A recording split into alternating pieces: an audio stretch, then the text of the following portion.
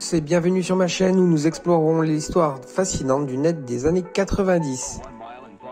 Dans cette vidéo, nous allons vous parler d'un des symboles de la musique en ligne dans les années 90, il s'agit de Napster. Nous allons voir comment il fonctionnait, son impact sur l'industrie musicale et une anecdote amusante à son sujet.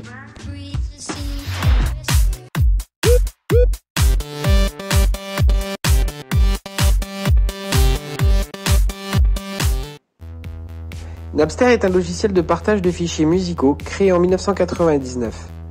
Le principe était simple, permettre aux utilisateurs d'échanger de la musique gratuitement via Internet en utilisant le protocole peer-to-peer.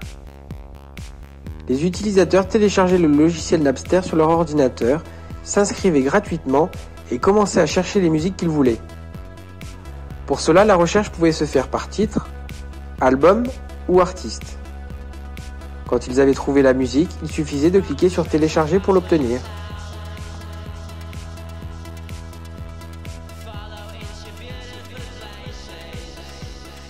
Le fonctionnement de Napster reposait sur un modèle de partage de fichiers peer-to-peer, avec un réseau centralisé. Les utilisateurs créaient leur propre liste de fichiers musicaux qu'ils étaient prêts à partager.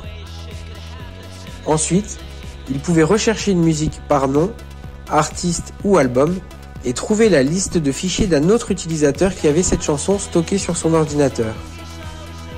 Si les deux utilisateurs étaient en ligne en même temps, la musique pouvait être téléchargée directement à partir de l'ordinateur hôte. L'impact de Napster sur l'industrie de la musique a été énorme. Napster est devenu extrêmement populaire en peu de temps et les sites de téléchargement illégaux de musique ont rapidement suivi.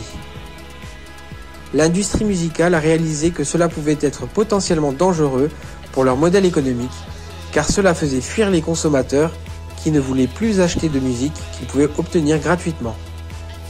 Cependant, malgré cela, certains artistes ont vu l'avantage de cette plateforme pour se faire connaître et ils ont établi des stratégies de promotion numérique en l'offrant aux auditeurs en tant que moyen de découvrir leur musique. Il y a une anecdote amusante à propos de Napster qui mérite d'être racontée. En 2000, le groupe de rock américain Metallica a découvert que leur musique était largement piratée via Napster sans autorisation. Ils ont demandé à ce que leur musique soit supprimée du site et cela a ensuite conduit à une poursuite judiciaire contre Napster. Et cela a également révélé que Lars Ulrich, le batteur de Metallica, avait également téléchargé illégalement de la musique grâce à Napster.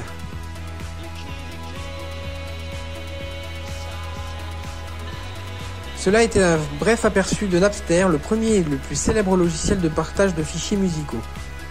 Bien que sa popularité ait été de courte durée, l'impact qu'il a eu sur l'industrie musicale est indéniable. J'espère que vous avez apprécié cette vidéo et que vous avez appris quelque chose d'intéressant. N'hésitez pas à partager votre propre expérience de Napster dans les commentaires ci-dessous. Et si vous voulez en savoir plus sur l'histoire du net dans les années 90, n'hésitez pas à vous abonner à ma chaîne. Merci d'avoir regardé, à bientôt les amis.